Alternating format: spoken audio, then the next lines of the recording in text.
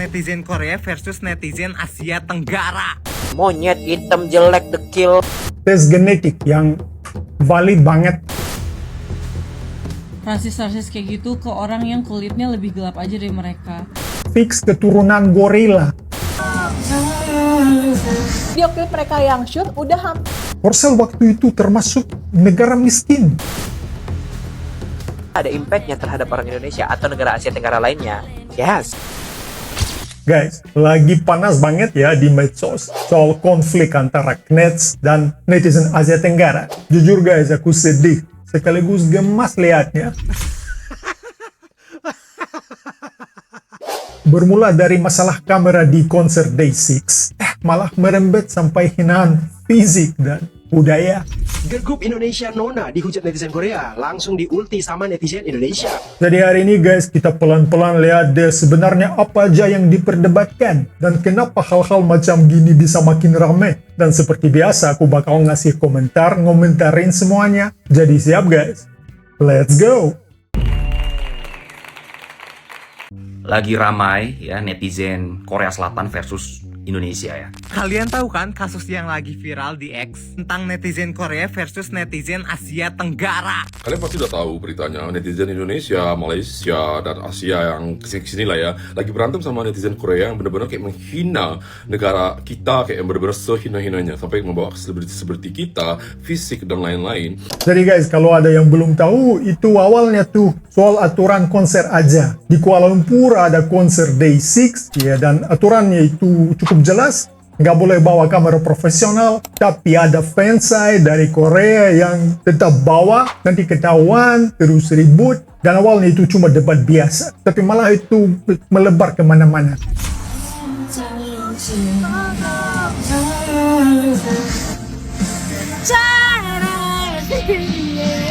Jadi guys, aku heran sih, aturan konser itu standar internasional, itu nggak aturan kampung doang. Di Korea sendiri juga nggak boleh bawa kamera profesional sembarangan. Jadi kalau misalnya aku datang ke negara orang, aku ya hormati dong aturannya. Ini soal respect guys. Negara maju itu apa? Teknologi aja.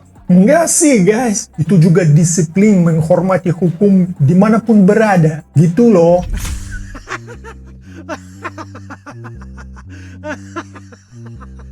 Dan guys, ada juga yang sampai pakai foto gorila buat ngecek perempuan Asia Tenggara. Bahkan bawa-bawa warna kulit dan bentuk wajah. Dikatain monyet hitam jelek dekil. Itu tuh hasil projection karena mereka insecure. Mereka terjebak di konstruksi sosial alias standar yang mereka buat sendiri. Kulit putih, rahang V, hidung mancung. Itu tuh yang bikin mereka tahu. With all due respect, gue gak pernah ada masalah sama orang yang hopeless. Like your body, your choice. Who am I to judge kan? Guys, aku punya sebuah pengakuan nih.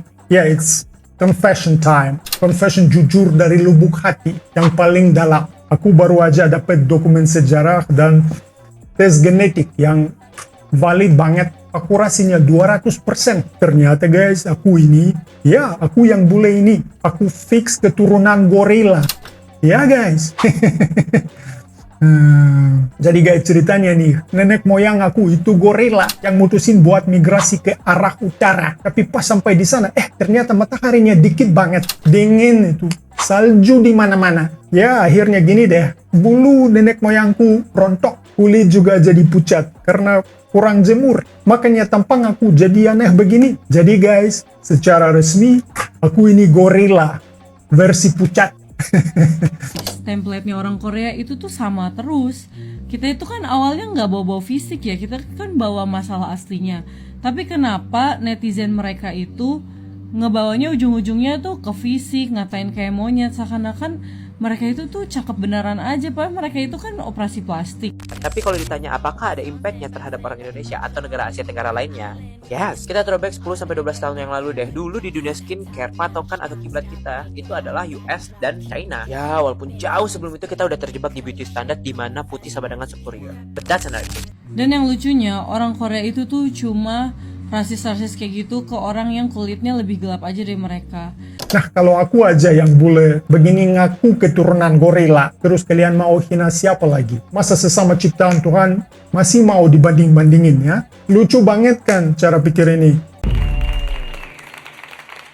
netizen Korea melawan netizen Asia Tenggara. Dan gue mau bilang sedikit terima kasih sih ke netizen Korea, karena lo rasis ke Nona, ngatain Nona itu kampungan karena syutingnya itu di sawah. Video klip mereka yang shoot udah hampir mencapai 10 juta views. Terus guys, ada yang ngejek video klip grup Indonesia ya, karena syutingnya di sawah, katanya nggak mampu sewa studio, makanya rekam di ladang padi. Nah ini yang menurutku guys menarik banget, karena sawah itu bukan simbol kemiskinan, itu simbol peradaban agraris. Asia Timur termasuk Korea, Jepang, Cina, seluruh Asia Timur juga lahir dari budaya sawah. Tapi kalian harus sadar juga, seperti itulah rata-rata orang Korea memandang orang-orang di negara kita ini. Oke guys, ya itu 100 tahun lalu sebelum industrialisasi besar-besaran ya. Seoul, ibu kota Korea Selatan, itu juga dikelilingi lahan pertanian. Bahkan setelah perang Korea itu tahun 50-an ya, Korsel waktu itu termasuk negara miskin dengan ekonomi agraris, dan transformasi ekonomi mereka itu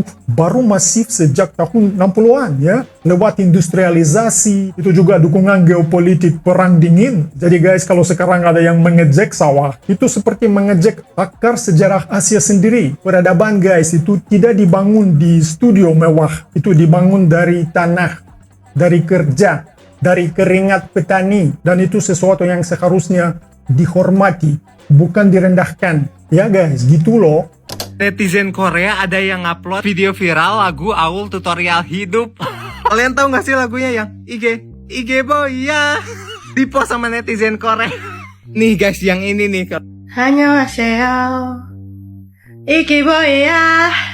Ada juga yang bilang Asia Tenggara itu cuma hidup dari K-pop. Katanya Asia Tenggara itu nggak punya budaya sendiri, makanya konsumsi budaya Korea itu terus. Ini guys lucu sih, karena secara ekonomi industri hiburan itu hidup dari pasar, dan pasar terbesar K-pop di luar Korea itu ada di mana? Itu justru Asia Tenggara. Jadi guys, kalau ada yang bilang Indonesia itu hidup dari mereka, pertanyaannya balik dong. Siapa yang beli album? Siapa yang beli tiket? Siapa yang bikin konser di luar negeri laku keras? Dalam ilmu ekonomi guys, itu namanya interdependency ya, saling ketergantungan. Nggak ada satu pihak yang lebih tinggi guys. Kalau merasa satu arah, itu berarti belum paham konsep pasar global. Dunia modern tuh bukan kerajaan guys, bukan sistem pusat dan satelit. Ini jaringan, semua saling butuh. Jadi intinya begini guys, sejarah udah membuktikan satu hal, semua bangsa pernah di atas dan semua bangsa pernah di bawah. Yang membedakan bukan siapa yang paling keras suaranya, tapi siapa yang paling matang sikapnya guys. Ada pepatah lama yang aku suka banget. Padi makin berisi, makin merunduk. Semakin berisi, semakin rendah hati. Semakin kuat, semakin tenang. Terima kasih udah nongkrong bareng aku, bareng Roomsoft. Jangan lupa like, share, dan subscribe to the channel. Terima kasih dan sampai jumpa di video selanjutnya. Paka-paka.